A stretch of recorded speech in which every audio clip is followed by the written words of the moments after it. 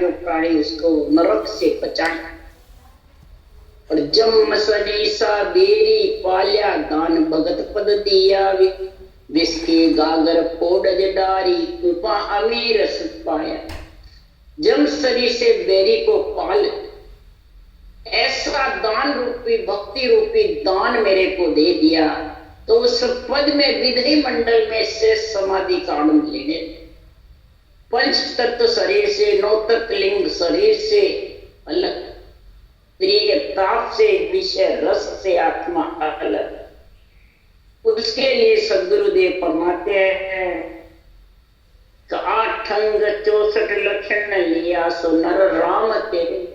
8 अंग 64 लक्षण के साथ महाराज फरमाते हैं जो राम रटता है वो सब अंग शुद्ध करे। ये कोपा अमीर है, अमृत का सागर भर जाता। गूंगे को मुझे मुखा बुलाया, नैन अनंत खुल आया, पंगे को गुरु पावज दिया, हर कर बहुत बनाए। अब गूंगे को मुख बुलाना क्या है कि राम रटना का गुण समझा। सांस सांस रकार मकार को रटना, ये गूंगा था, मैं रटना नहीं कर सकता। जब ऐसी रटना का गुण आया तो निरंतर सारे शरीर में उमंग हो गया।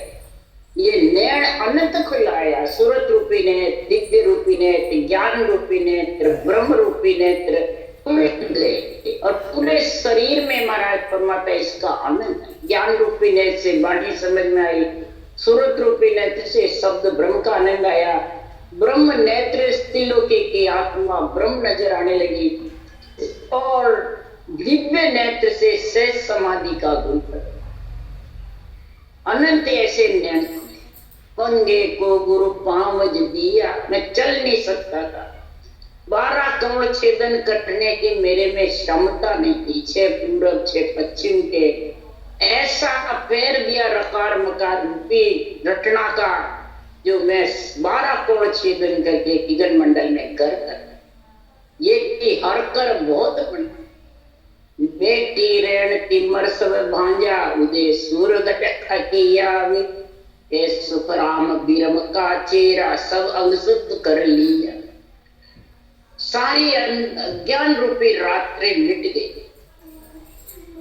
और सत्संग रूपी आनंद पद की प्राप्ति का ज्ञान रूपी सूर्य उदय। ज्ञान रूपी सूर्य से तो सत्संग का आनंद आता है और वो ही से समाधि सुन समाधि का जब आनंद लेता है तो समझ जाओ उसके कोटंग सूर हुआ उचिया। कोटंग कोट सूर देवे वैसा उसको इतना आनंद आने लगे आत्मा तो मेरा जन्म ना मरना। जन्म की झांट बुरी रे भाई अवतारा सो सही नहीं। ये जन्म की बहुत बुरी झांट है। ये जन्म की झांट छूटना कोई सरल बात नहीं। सदगुरु जैसा सैन ने मेरे जन्म की झांट छुड़ा। सुखराम बिरमदास जी, बिरमदास जी ने मेरे को अज्ञान रूपी तिमर रात्रि से हटा करके यानी पंच तत्व नौ तत्व लिंग शरीर विषय रस ताप से अलग कर यही अज्ञान रूपी अंधेरा मिट गया और सब अंग शुद्ध कर दिया। 8 अंग 64 लक्षण के साथ में आत्मा रटना करने में ली। तो सदगुरुदेव फरमाते हैं कि ऐसी परीक्षा कैसे होती है वो महाराज बता रहे हैं। किसको बताते? शरीर से होती है तो मन जीतने से होती है, इंद्रियों से होती है, ग्रस्त में होती है या जंगल में बैठने से होती है। ये परीक्षा कौन करेगा? ये परीक्षा की महाराज समझ अर्जस बता रहे हैं। या पारक बिन भ्रम न टूटो दूजे करे सो झूठी रे लो। या पारक बिन भ्रम न टूटो दूजी करे सो झूठी रे लो। मन जीते का अंग बताऊं सुनो जगत संत सारा। मन जीते का अंग बताऊं सुनो जगत संत सारा। ये परीक्षा बता रहा हूं मेरे को, मैं आपको मन जीतने। जिसका मन नहीं जीता, ममता नहीं मरी, तब तक महाराज फरमाते वो ये अंग जीत नहीं सकते। ये अंग जीतने की महाराज फरमाते परीक्षा होता है। इस परीक्षा के बिना उसका वर्म कर्म से आत्मा न्यारी नहीं। वो बेटक बाहर कितने वर्म खत्म करता है, पर अंदर जब तक ममता नहीं मरी, मन को जीता नहीं, तब तक वो झूठा। दूसरी परीक्षा सब झूठी है। सबसे प्रथम परीक्षा तारे मन जीतने। सबसे प्रथम महाराज फरमाते सभी संत सुनो, 8 प्रमुख राम रटते है, वाजन मन को मारिया रे। ये मन जीतने का अंग तारा हूं। 8 पोर मुखार बल से चलते फिरते उठते बैठते, यूं नहीं बैठ के कर ले फिर चलते फिरते खूब पंचायत करे, नहीं, उसके मुखार बल से रटना चलती। वो जन भक्ति करने वाला मन को मार। कैसे खावत पीवत बोलत चालत धंधे माय पुकारे रे। खावते पीते बोलते चलते धंधा भी करे तो उस सृजनहार को पुकारते। रकार मकार जिव्या होठ से अंदर चलती है, कंठ में चलती है, मुखार बन से चलती है, कभी सांसों सांस चलती रहती है। संसार का कार्य भी करते रहते हैं, धंधे का भी करते रहते हैं, खाने पीने का भी करते हैं, ग्रस्त का भी करते रहते हैं, और ये भी चलता रहता है। तो किसी को विश्वास नहीं होता है कि दोनों साथ चल सकते, और महाराज कह रहे दोनों साथ चलते हैं, भोजन और भजन। क्यों कि सृजनहार ने ज्ञान इंद्रिय कर्म इंद्रिय मुखार बनने साथ दिए। कर्म इंद्रिय भोजन के लिए, ज्ञान इंद्रिय भजन के लिए। और शरीर में कहीं भी ज्ञान इंद्रिय कर्म इंद्रिय साथ नहीं। जिव्या है वो ज्ञान इंद्रिय है, और जो मुखार बंद है वो कर्म है। जिव्या से कर्म इंद्रिय का ही काम करते रहेंगे, स्वास्थ्य का ही, तो फिर महाराज परमात्मा भजन का गुण है। जिव्या से अमृत के रस का आनंद लो, और मुखार बंद से जगत का संसार का कार्य कर। दोनों कार्य होते रहे। कोई ज्यादा एक करना, चाहे जगत का करो चाहे भगत का, नहीं, महाराज परमात्मा नहीं, दोनों एक साथ होते हैं। तो जब ये रटना उसके बराबर चलेगी, और फोगट बात मटी को त्यागे, सो जन मन को मारी रे। फालतू फोगट बात नहीं बोले मुखार, मट्टी हंसी मजाक नहीं करते, उसके शौक मौज तो रहता ही नहीं। वो जन मन को मार। शौक मौज में जब तक फंसा रहेगा, तब तक फोगट बात भी करेगा, हंसी मजाक। वो जन को हरिजन भक्ति करने वाले मन को मार सकते हैं, वही रखना। और देव व्यवहार गिरे में बेटा प्रेम करक ले भारी रे। गृह व्यवहार ग्रस्त में बैठा हुआ गृह का व्यवहार भी करता है, परिवार कुटुंब को भी संभालता है, लक्ष्मी का व्यापार भी करता है, और प्रेम करक ले भारी। हृदय में ऐसी कर कलेजे में भटकती रहती है, ये ज्ञान अंदर में उमव रहता है, और शब्द भी उमव रहता है जीवन में। ये प्रेम करक लिव, ये लिव पर सिमरन चलता है। लिव लागे टूटे नहीं, उठ बैठ कर काम। अंदर में तुरिया अवस्था तुरियातीत अवस्था दोनों विशेष चलती है, जिसके लिए ये रटना जबर है। जिसके ममता मरा हुआ है, जाकर सुपल सुसुवती तो देही का धर्म में आती है, परंतु गुरुदेव फरमाते हैं तुरिया और तुरियातीत अवस्था का गुण भी उसके प्रकट है। वही हरिजन भक्ति करने वाला मन को और ममता को मार। महाराज फरमाते हैं जब ये भक्ति का ऐसा गुण प्रकट हो जाता है, तो जगत जिसके पास एक ज्ञान नहीं है, वो जगत हंसता है। वो जगत कोई निंदा भी करता है, किसी को विश्वास भी नहीं। उसके लिए उदाहरण देखिए, सुखराम जी कह रहे हैं, तो जो त्यो बेल जुआर लागो शुद्ध गैल समावो रे।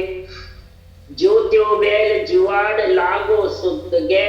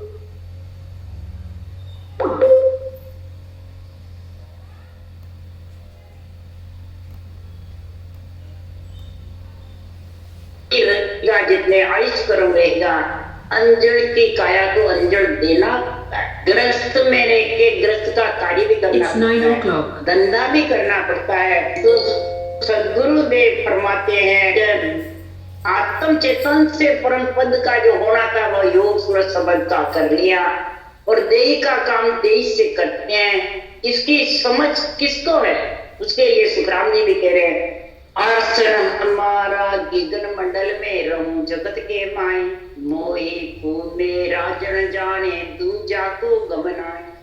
आसन हमारा गिगन मंडल में और जगत में रहता हूं, सारा कार्य जगत में चलना फिरना उठना बैठना धंधा करना बेटे बेटे संभालना सब कार्य करता हूं, पर मेरे को मेरा ही जड़ जाता है। जो उस विदेश में जाता है भक्ति करके भोजन भजन जो दोनों साथ करता है वो ये चीज समझ सकता है, दूसरा नहीं समझ। उसके लिए महाराज उदाहरण देके भी समझा रहे हैं, समझ करके समझा रहे हैं कि कर्म राम होनहार है तीनों अड़िया विचार।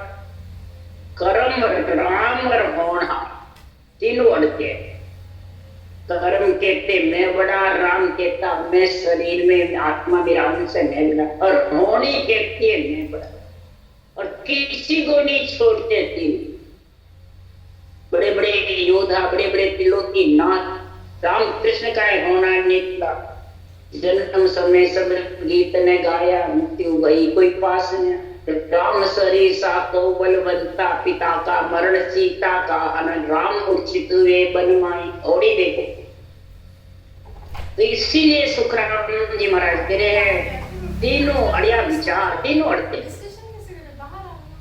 और बिन चेतन करतार रे को गुण करने आड़, ब्रह्म माया सब एक ही। महाराज फरमाते चेतन घट में रहेगा, आत्मा अंदर में है, तो ही महाराज फरमाते ये सारे करते कर्म राम होना है। ये पंच तत्व मिलता है, जब कर्म काटने का काम करते हैं तो होना कहता है मैं जबरदस्त हूँ, और राम कहता है इधर मैं जबरदस्त हूँ, और कर्म बांधने का काम करता है तो होनी और तेज हो जाती, और राम दबे हुए रहे। इस प्रकार से महाराज फरमाते ब्रह्म माया सब एक ही, ब्रह्म और माया के साथ है आत्मा ब्रह्म, और पंच तत्व नोतक लिंग शरीर के साथ है। जब तक कर्म राम होनहार तीनों साथ रहते हैं, उसके लिए महाराज कह रहे पर सुखराम समोहनहार रे पुरा जिन्यारी हो, एक करता बस को नहीं सुर ज्ञानी कम तो। अब सुखराम जी कह रहे हैं भक्ति करने वाले का होनहार टलता नहीं, होनी हो सो होती रहती है। रामचंद्र कृष्ण भगवान ने केवल भक्ति करी फिर भी होना नहीं टला। कई भगत भक्ति करते हैं और उनके प्रारब्ध भोगते हैं, उनको कष्ट भोगना पड़ता है। तो ये पुणों का कार्य है, अच्छे पुण खराब पुण आए से किंड में तथास्तु होता रहता है। जिसमें जो खराब काम करता है उसके पूरे वैसे हो जाती है, अच्छा काम करता है शुभ तो शुभ है, अशुभ है तो अशुभ है, और भक्ति है तो भक्ति। इसलिए सुखराम जी महाराज ने 24 घंटे हुए भी तो भी महाराज परमात्मा करता बस को नहीं, सुन ज्ञानी कहूं तो ये आत्मा के बस में नहीं है कूड़ा। हे ज्ञानी मैं तेरे को समझा रहा हूं कि सुखराम कहे करतार ने इसी मेहर की जोड़ी, तो देखा दंड क्यों नहीं मिट्या तके बताओ मोन। करतार सृजनहार परमात्मा से सुखराम जी कह रहे हैं इसी मेहर है आपकी, और ऐसी आत्मा को परमात्मा में मिलाने का भक्ति रूपी दान मिल गया, आपकी कृपा हो गई, तो भी ये दैहिक का दंड क्यों नहीं मिट रहा है? जो प्रारब्ध है वो भोगना पड़ता है, उसको देखना पड़ता है। बोले सूरी से सुई पे भी हो पर आता, ये मिटता क्यों नहीं? तब सुखराम जी महाराज तो कह रहे हैं कि नहीं बस करतार के होनहार बस नाई, कुल सराप कम जो पड़े सोई भुगते आए, सोई सोई भुगते आए। सुखराम देह का दंड तो सुख जोग सजारे के जाए, होने की बात सुखदेव जी टारी टरे नहीं गिरे सवाई। तो होनी है वो होके रहती है, वो किसी से टारी नहीं रहती है। इसलिए सुखराम जी महाराज ने बस करतार के है न होनार के है, जिसके पूर्ण शराब कई जन्मों का पड़ा रहता है तथास्तु में, खराब में अच्छे में जो भी उसके शुभ अशुभ में पड़ जाता है उसको भुगतना पड़ता है। नारद मुनि का श्राप भी तो रामचंद्र भगवान बानरों के साथ रहकर भुगता, कष्ट भी पाया और फिर रावण खाया। इसी प्रकार सुखराम जी कह रहे हैं जो राजयोग धारण करेगा और राजयोग के साथ भक्ति करके और ग्रस्त का कार्य भी ऋण चुकाएगा, पितृ ऋण, देव ऋण, ऋषि ऋण, भोजन करके, जीतु दया करके, प्राणी मात्र का हित करके, राम रूप समझ करके कर्तव्य कर्म, दैनिक कर्म, शुभ कर्म करता रहे और परमात्मा की भक्ति में लीन रहे, वो जीता बिना भजे नहीं कोई, पल पल बिसर जावे वे। कै सुखराम इन मन की पारख रटना से गम पावे रे। जे मन जीते बिना, ममता मारे बिना कोई ये 8 को रटना रट नहीं। जो रटना रटता रहता है मुखार बन से, वो मन को जीतता है, ममता को मारता है, और नहीं तो वो पल पल नाम को बिसरता है, पल पल नाम को बिसरता रहता है, फालतू बातें बोलता रहता है, बेचता है तो नाम रटना नहीं होती है, बस ज्ञान में बैठ जाता है।